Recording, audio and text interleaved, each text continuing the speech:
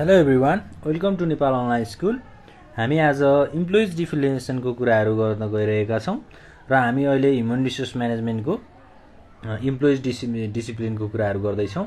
अब एउटा इम्प्लोइजमा हुनुपर्ने डिसिप्लिन अथवा एउटा इम्प्लोइजमा हुनुपर्ने बिहेभियरल पर्सपेक्टिभ चाहिँ कस्तो हुनुपर्छ भन्ने कुराहरू चाहिँ हामी डिस्कस गर्छौँ। जस्तै employee discipline relates to the behaviour of employees, होइन। इम्प्लोइजले देखाउने बिहेभियर उनीहरूको बानीबाट के कुराहरू थाहा हुन्छ त भन्दा इम्प्लोइजको डिसिप्लिनको कुराहरू चाहिँ थाहा हुन्छ।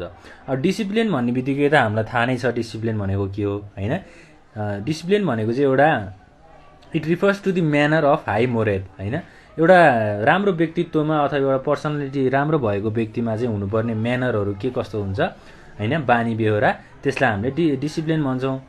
अब डिसिप्लिनले चाहिँ हामीलाई के कुरामा मद्दत गर्छ त भन्दा यसले चाहिँ एउटा हार्मोनियस रिलेसन्सहरू बनाउनको लागि, होइन, एउटा राम्रो अर्गनाइजेसनको कामहरू गर्नको लागि त्यो इन्भाइरोमेन्टमा हामीलाई रिलेसनहरू राम्रो बनाउनको लागि अथवा मेन्टेन गर्नको लागि चाहिँ हेल्प गर्छ, होइन। डिसिप्लिनले चाहिँ के जनाउँछ त भन्दा it means behaving in a right and desired manner, होइन। एउटा राम्रो तरिकाबाट चाहिँ अरूलाई कसरी बिहेभ गर्ने, अरूलाई आफ्नो भनाइहरू आफ्नो कुराहरू कसरी राख्ने भन्ने कुराहरू चाहिँ एउटा डिसिप्लिनमा आउँछ। डिसिप्लिनलाई अब डेफिनेसनबाट भन्दा हामीले आफैले पनि भन्न सक्छौँ, होइन। र डिसिप्लिनलाई हामीले बुझिहाल्यौँ अर्गनाइजेसनको पर्सपेक्टिभबाट। अब यसको चाहिँ हामीले क्यारेक्टरिस्टिक्सको कुराहरू गर्छौँ अथवा फिचर्स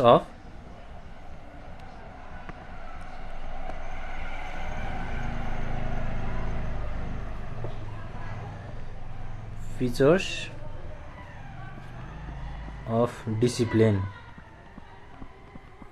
डिसिप्लिनको फिचर्सहरू चाहिँ के कस्तो हुनसक्छ त, होइन। जस्तै नम्बर 1 मा छ, अब discipline action refers to one's effort and self control, होइन, to conform organizational rules and regulations. भनेको डिसिप्लिन भनेको चाहिँ के रहेछ त, एउटा एक्सन, होइन, जसले चाहिँ के गर्छ त अर्गनाइजेसनको रुल्स र रेगुलेसन अनुसार चाहिँ आफूलाई कसरी सेल्फ कन्ट्रोल गर्ने भन्ने कुराहरू चाहिँ भन्दो रहेछ। त्यसै गरी सेकेन्डमा के छ त, डिसिप्लिन भनेको चाहिँ एउटा डिटर्मिनेटिभ विलिङनेस। एउटा डिटर्मिनेटिभ विलिङनेसलाई चाहिँ हामीले के भन्दो रहेछौँ त, अब जस्तै के हुन्छ त डिटर्मिनेटिभ विलिङनेसमा, it promotes individual and group to carry out the instruction and suggestions. यसले चाहिँ इन्डिभिजुअललाई र ग्रुपलाई चाहिँ के कुराहरू प्रोभाइड गर्दो रहेछ त, इन्स्ट्रक्सनहरू प्रोभाइड गर्दो रहेछ, सजेसन्सहरू प्रोभाइड गर्दो रहेछ, होइन। त्यसै गरी थर्ड नम्बरमा छ, अब यसलाई चाहिँ हामीले एउटा नेगेटिभ अप्रोचको रूपमा चाहिँ it is a negative approach in the sense that it encourages individual to undertake some actions. भनेको इन्डिभिजुअलहरूलाई इन्करेज गर्नको लागि चाहिँ एउटा एक्सन्स अथवा कुनै पनि नराम्रो कामहरू यसले अप्रोच गर्दो रहेछ भने यसलाई हामीले नेगेटिभ अप्रोच पनि भनेर भनिदो रहेछ। तर के हो त, कसैको हितमा काम गरिन्छ भने त्यसलाई हामीले नेगेटिभ अप्रोच पनि भन्न सक्छौँ।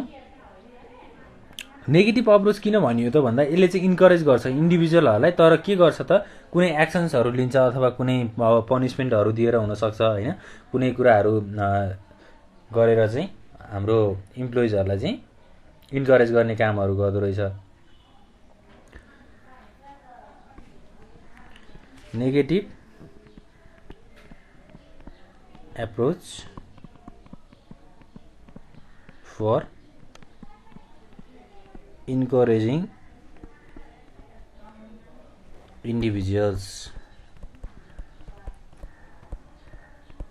यो कुराहरू भयो, होइन।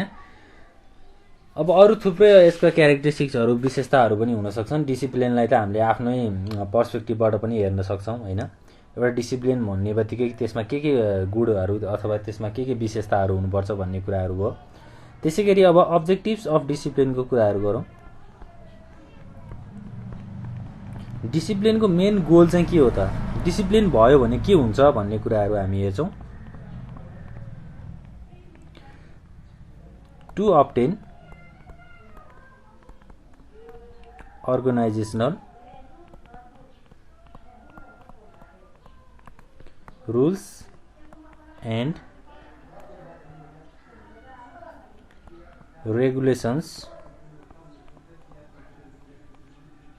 नर्म्स एन्ड भ्यालुज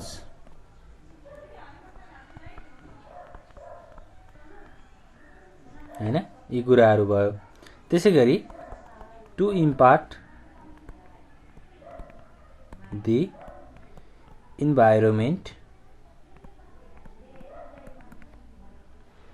जस्तै अब कल्चर, भ्यालुज, एक्सपिरियन्स हैन, यस्तो कुराहरूमा इम्पार्ट गर्ने। त्यसै गरी to develop a spirit of tolerance, कुनै कुराहरूलाई टोलरेट गर्नु पर्यो अथवा त्यसलाई हामीले आत्मनिर्भर गर्नु पर्यो भने त्यसको लागि चाहिने स्पिरिटहरू पनि यसले डेभलप गर्दो रहेछ हैन। त्यसै गरी to motivate employees for higher level of performance,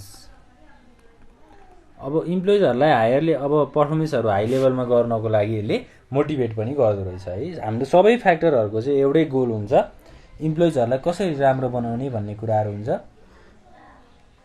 अब हामीले डिसिप्लिनरी प्रब्लम्सको टाइप्सको कुराहरू पनि हेर्छौँ। टाइप्स अफ डिसिप्लिनरी प्रब्लम्स हैन। अब के हुन्छ त भन्दा एउटा अर्गनाइजेसनमा all the employees of an organization are not self disciplined हैन, rather some of them may create disciplinary problems.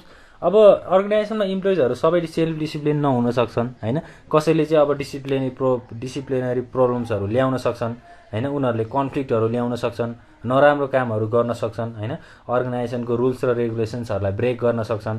यस्तो कामहरू चाहिँ अब कसरी हुन्छ, यसको टाइप्सहरू के कस्ता हुन्छन् भन्ने कुराहरू हामी हेर्छौँ। जस्तै अब एटेन्डेन्स प्रब्लम्स,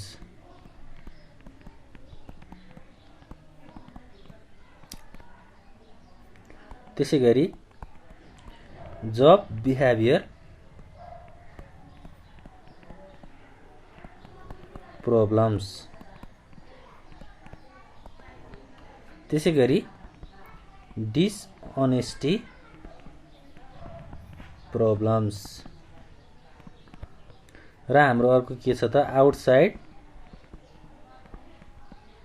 एक्टिभिटिज प्रब्लम्स। यी चारवटा प्रब्लमहरूको चाहिँ हामी अब फुल्ली डिस्क्राइब गरेर हेर्छौँ। यस्तो खालको प्रब्लमहरू चाहिँ एउटा अर्गनाइजेसनमा चाहिँ आउन सक्दो रहेछ भन्ने कुराहरू हामीलाई यहाँ दिएको छ।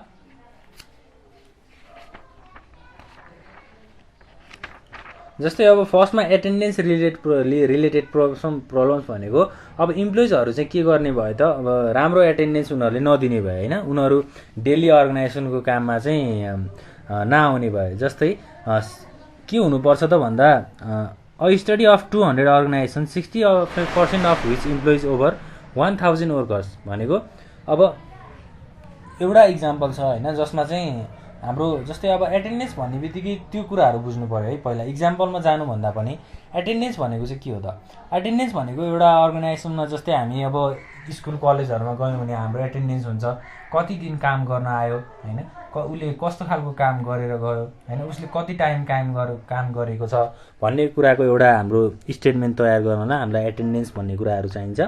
र एटेन्डेन्सले चाहिँ हामीलाई अब इम्प्लोइजहरूको रेगुलारिटी छ कि छैन अर्गनाइजेसनमा, उनीहरूले डे टु डे कामहरू गरेका छन् कि छैनन् हैन, त्यो कुराहरू हो। अब एटेन्डेन्स रिलेटेड प्रब्लम्स हुन्छ एउटा हैन। त्यसै गरी जब रिलेटेड बिहेभियर प्रब्लम्स हुन्छ। अब जब बिहेभियरल प्रब्लम्समा चाहिँ के कस्तो खालको प्रब्लम्स हुन्छ त भन्दा जस्तै फाइटिङ हैन, त्यसपछि केयरलेसनेस, अब ग्याम्बलिङ, यस्तो कुराहरू। त्यसै गरी अब डिसअनेस्टी हैन, त्यसै गरी अब अरू के हुनसक्छ त, अब failure to use safety device at work, safety डिभाइसहरू युज नगर्ने, त्यसको रेस्पेक्ट नगर्ने हैन, यी सबै कुराहरू चाहिँ हाम्रो केमा आउँछ त, जब बिहेभियरल प्रब्लम्समा आउँछ। अब यस्तो खालको एक्टिभिटिजहरू भइसकेपछि के हुन्छ त अर्गनाइजेसनमा, अर्गनाइजेसनको रुल्स रेगुलेसन्सहरूलाई चाहिँ अब एभोइड गरिएको जस्तो भन्ठानी हाम्रो भन्न सकिन्छ नि त हैन, अर्गनाइजेसनको रुल्स र रेगुलेसन्सलाई ब्रेक गरेको हो भन्न सकिन्छ। जब बिहेभियरल प्रब्लम्समा चाहिँ यस्तो खालको कुराहरू आउँछ। त्यसै गरी अब डिसअनेस्टी प्रब्लम छ। डिसअनेस्टी भनेको चाहिँ के हो त, जस्तै कम्पनीको सामानहरूलाई स्टिल गर्ने हैन, कम्पनीमा आफ्नो कामहरू, आफ्नो ड्युटिजहरू, रेस्पोन्सिबिलिटीहरू राम्रोसँग पुरा नगर्ने हैन, आफ्नो सिनियरहरूलाई रेस्पेक्ट नदिने, यस्तो खालको प्रब्लम्सहरू सबै केमा आउँछ त, डिसअनेस्टी प्रब्लम्समा आउँछ। जस्तै अब आफ्नो साथीहरू अथवा अरू इम्प्लोइजहरूसँग झगडा गर्ने, फाइटिङ प्रब्लमहरू हैन, यी सबै प्रब्लम्सहरू चाहिँ हाम्रो डिसअनेस्टी प्रब्लम्समा आउँछ।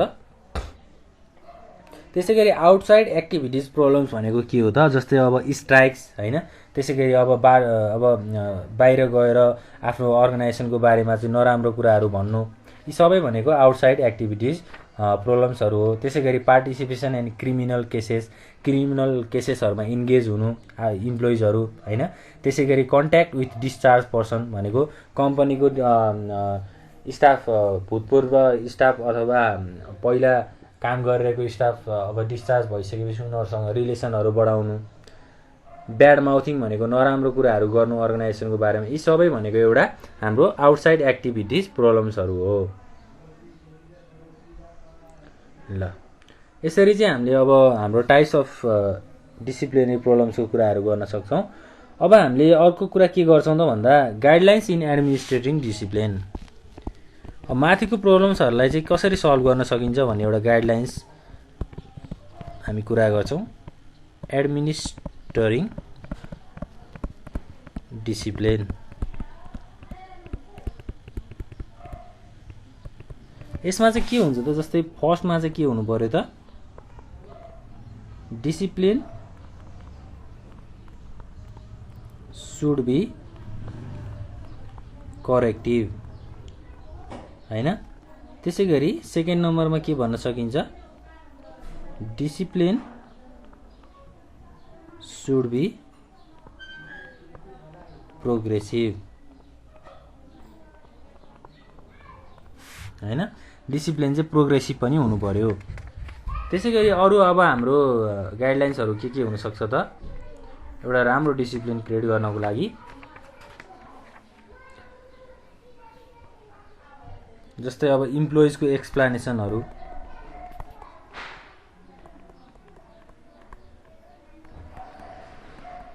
यी सबै कुराहरू चाहिँ हाम्रो एउटा केमा आउँछ त, हाम्रो गाइडलाइन्स हैन, नेसेसरी गाइडलाइन्स फर एडमिनिस्ट्रेटिङ डिसिप्लिन भनेको डिसिप्लिनलाई कसरी एडमिनिस्ट्रेट गर्ने अथवा कसरी कन्ट्रोल गर्ने भन्ने कुराहरू हो।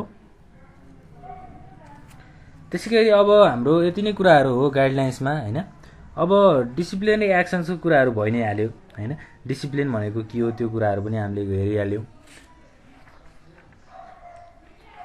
अब एउटा अर्गनाइजेसनमा डिसिप्लिन कसरी गरिन्छ हैन, त्यो कुराहरू हामी हेर्छौँ। अर्गनाइजेसनमा चाहिँ अब हामीले डिसिप्लिनलाई यसरी क्याटेगोराइज गरेका छौँ टाइप्समा हैन। अब एउटा एटेन्डेन्स प्रब्लम्स भइहाल्यो, त्यसै गरी जब बिहेभियरल प्रब्लम्स हैन, डिसअनेस्टी प्रब्लम्स, यस्तो कुराहरू चाहिँ एउटा अर्गनाइजेसनभित्र हुन्छ। ल अब यति नै कुराहरू हामीले आज गर्छौँ हाम्रो क्लासमा, र हामीले नेक्स्ट क्लासमा अब डिस्कस गर्ने टपिक भनेको के रहेको छ त, हामीले चाहिँ अब लेबर रिलेसन्स हैन, लेबरको रिलेसन्सहरू, त्यसै गरी डिस्प्युटहरू, अब प्रब्लम्सहरूलाई कसरी सेटलमेन्ट गर्ने भन्ने कुराहरू डिस्कस गर्छौँ।